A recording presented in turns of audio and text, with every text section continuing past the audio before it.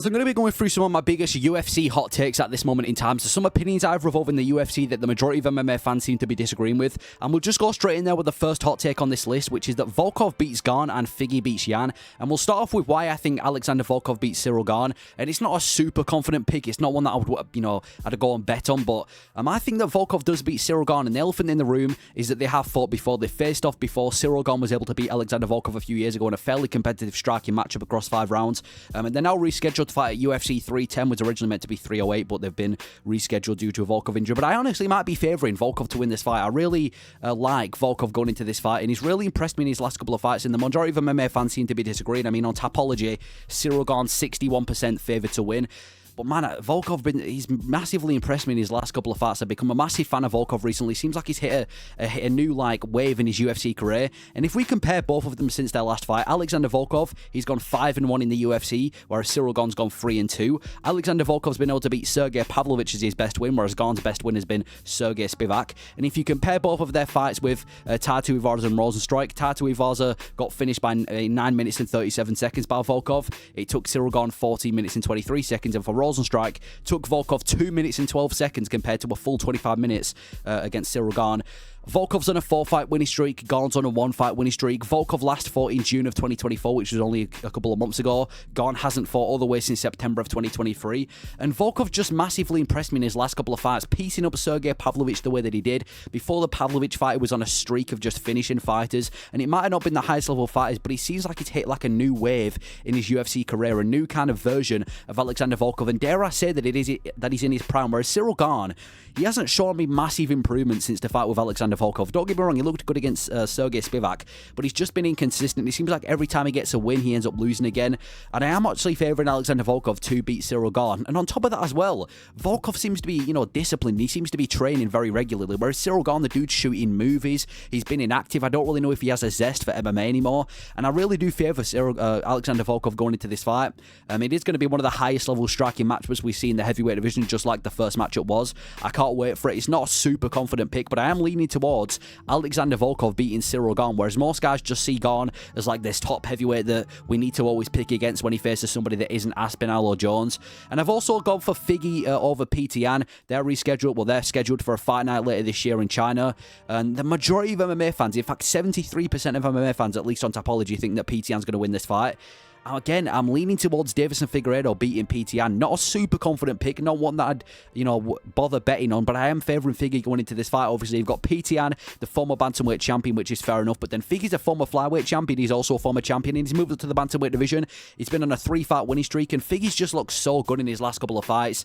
He seems to be in a bit of a roll right now, and if we compare their last 5 fights, Figgy's won 4 out of his last 5, with his loss being a guy that he beat before, and he's only won 2 out of his last 5. Now, obviously, I understand that PTN's been facing much tougher competition than Davison Figueiredo. PTN's been having to fight guys like Merab and O'Malley, whereas Figgy's been having to face guys like Font and Garbrandt. So I understand that Jan's had to face much tougher competition, but still, I'm leaning towards Figgy going into this fight. He's just, like I said before, massively impressed me. Dropped Marlon Vera in that fight. Even Sean O'Malley couldn't drop Marlon Vera. Figgy was able to do it, and he out-grappled him for the majority of the fight as well. Submitted Cody Garbrandt at UFC 300 before that. Pretty much did the same thing to Rob Font, what he did to Marlon Vera, just dominated him from every aspect of martial art. And I am picking Figgy to beat PTN for that, well, for a very similar reason, because you look at the biggest problems when it comes to PTN, it seems to be grapplers, guys like Aljamain Sterling and Merab, people who offer a grappling threat, but he also seems to struggle, not necessarily do bad, but struggle against also these competitive high-level durable strikers like Corey Sandhagen and O'Malley. And I know he beat Sandhagen,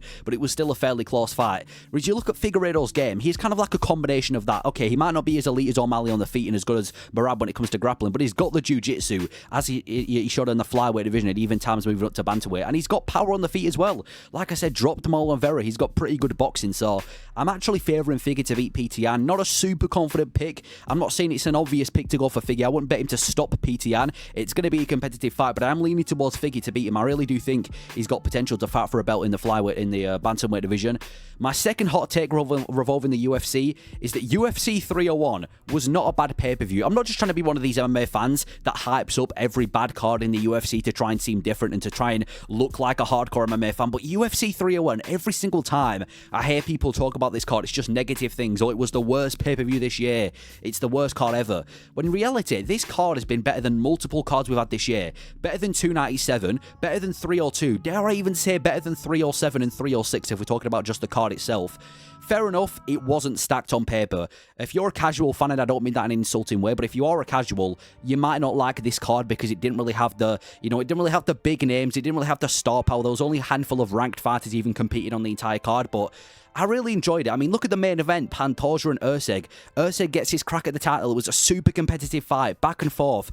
Perfect mix of grappling and striking with Pantoja picking up the win, but it was a fun fight. The co-main event, the big return of Jose Aldo after a couple-year layoff against Jonathan Martinez, and he goes out there, looks better than, well, maybe not better than ever, but his boxing looks super crisp, his grappling looks super crisp, and Aldo got back in the winning column in Rio as well. Before that, Caio Braulo versus Paul Craig.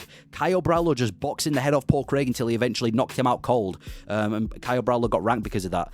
Smith versus Petrino. Smith gets a massive upset, one of the biggest upsets this year, by getting a guillotine on Vitor Petrino that nobody expected in the first round. And then we have Michel Pereira versus Iho Portieria.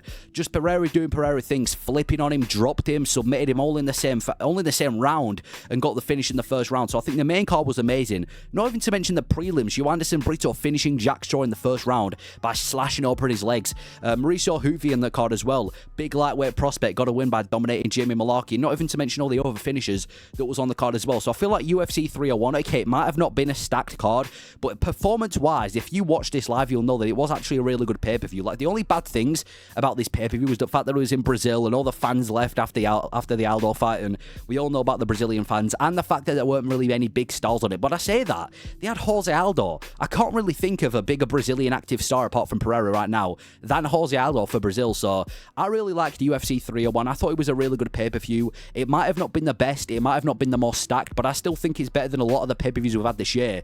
And there was just a lot of violence on the card as well, so that's another hot take that I've got. My third hot take, number 3, is that Jon Jones versus Stipe is going to be closer than people think. Now, obviously, they're rescheduled for UFC 309. Still don't understand how they're fighting for the undisputed belt.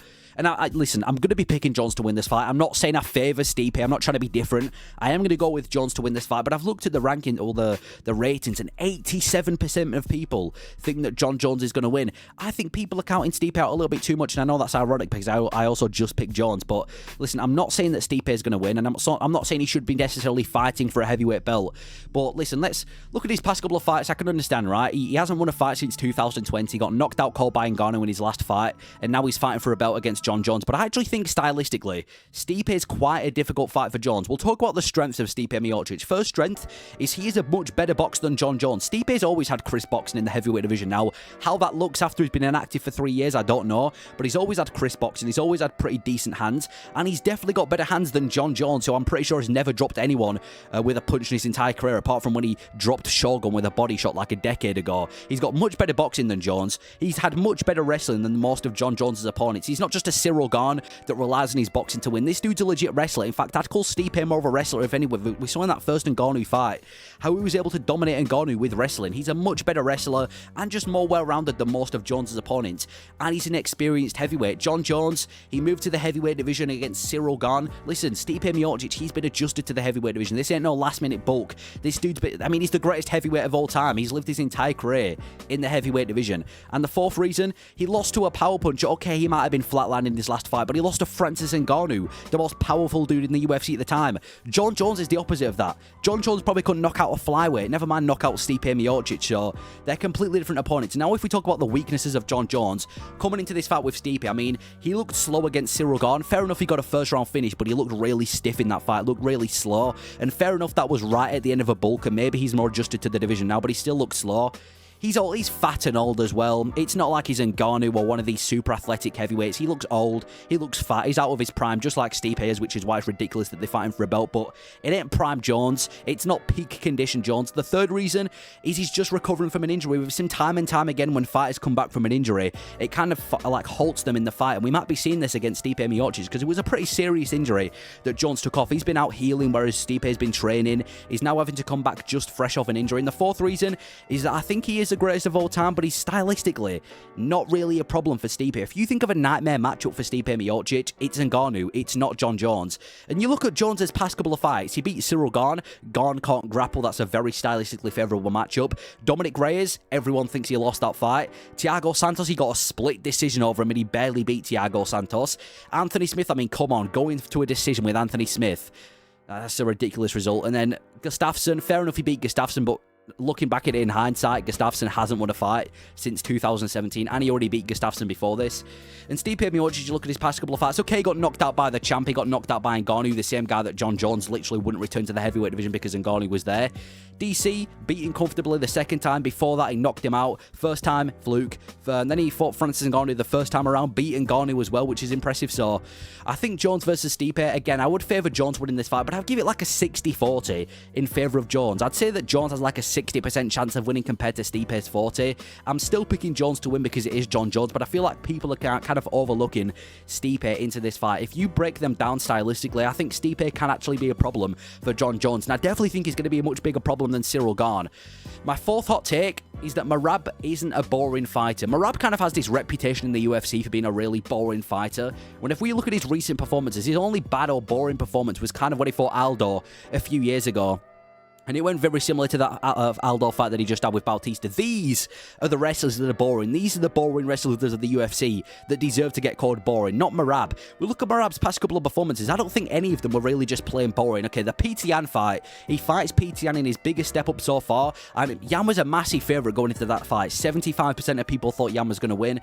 And he just dominated. And that might have been one of the most dominating performances I've seen in a while at the time I was watching it, because he just fucking dominated Yan, taking him down again and again and again. He didn't just hold him down, because I know everyone thinks Merab's just a lay and pray grappler. He's not.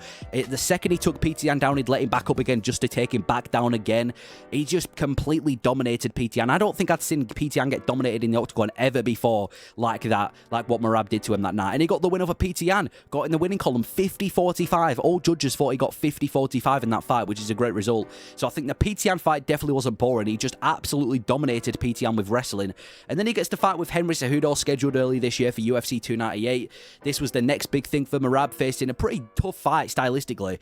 The same Cejudo that has gone to the Olympics for his wrestling, that has a big wrestling background before the UFC, and has kind of built himself up in the UFC because of his wrestling, because of his grappling, hypes himself up for being a wrestler, and he's held 2 belts before. Some people want to call him one of the greatest combat sports athletes of all time. And again, the same thing for Merab, out-wrestling Henry Cejudo. Merab's not been as dominant as he did to PTN, but he still out-wrestled Cejudo. No one really makes Cejudo look like that. Picking him up as well. Picking him up and slamming Cejudo, making him look like a complete amateur when it comes to wrestling. And he ends up beating Cejudo as well. So I don't think the Cejudo fight was boring. He was basically just trolling Cejudo for 3 rounds straight. And then the big fight with Sean O'Malley, the best grappler or the best wrestler versus the best striker in the bantamweight division. A ton of hype going into this fight. Everyone can't wait for it. And this is the same O'Malley that knocked out Aljamain Sterling, another grappler, Merab's training partner. And O'Malley was a favourite going into this fight. 73% of people thought O'Malley was going to win. And it was the perfect grappler versus striker matchup. There were times when Merab was out grappling O'Malley. There was times when O'Malley had Merab hurt. But the majority of the fight was Merab just being able to effortlessly take Sean O'Malley down. And on the feet, Sean O'Malley wasn't really able to get going until Merab eventually won a belt. I'm not saying it was a banger. I'm not saying it was one of the best fights I've ever seen. But I just don't agree with the whole narrative that Merab's a boring fighter. Fair enough, he might not be able to finish his fights. He's a bit of a decision machine. And he is a bit of a heavy wrestler. But I can't wait for his fight with Umar Nurmagomedov. And I wouldn't call Merab a boring fighter. He's not one of the most entertaining. But to call him flat out boring, I just kind of disagree with that take. And my 5th hot take is that the build-up to UFC events are better than the events themselves. Obviously, this kind of refers, well, this kind of, you got to take into account what cards you're talking about. But I feel like some of the bad cards in the UFC on paper, some cards that don't really have any hype going into it, MMA fans kind of shit on, they have no interest in watching it. They kind of just feels like a bit of a filler card between 2 good pay-per-views. These are the cards that end up performing the best. I go back to UFC 301 early in this video. That was another good card. Just a lot of these cards that tend to perform a lot better when there's no hype around them. And that's because the reality completely exceeded the expectations. The expectations it was going to be a terrible card and it's boring, and then the reality was it was actually a pretty good card. And then the opposite of that is a lot of these cards that are pretty good or have a lot of hype going into them tend to not perform as good as we think we did, and it's just not as a much enjoyable experience as we expected, and that's because the complete opposite happened. The reality was much lower than the expectations we had going into it, and there's so much hype going into some of the cards as well. I mean, you've got the UFC countdown, you've got the vlog series, you've got press conferences, you've got weigh-ins. There's so many things that can hype you up for a card, so when the fight doesn't perform as well as you'd like it, and when these fights aren't these 10 out of 10 highly entertaining fights that we all thought they were going to be, it can, you know, it can kind of lead to a bad experience watching the fights. And that's why I feel like UFC 300 was the perfect UFC event, because it had the most stacked card of all time. It had this big press conference where they celebrated the card. They had this $300,000 bonus. They had 3 title fights on one card, and it performed. Pereira knocking out Jamal Hill within like 2 minutes. The Gaethje versus Holloway moment. The fact that there was more finishes on the card than decisions as well. I feel like it was the perfect card because the expectations and the hype was high, but it also had high reality as well. So yeah, I think the build-up to UFC events are better than the events themselves, but those are my UFC hot takes. Some hot takes I have revolving the UFC, some things I have in the UFC right now that most MMA fans seem to disagree with, but let me know your thoughts on these hot takes. Are they completely from the wild? Do you disagree with them? Do you agree? Let me know your thoughts. Thank you for watching.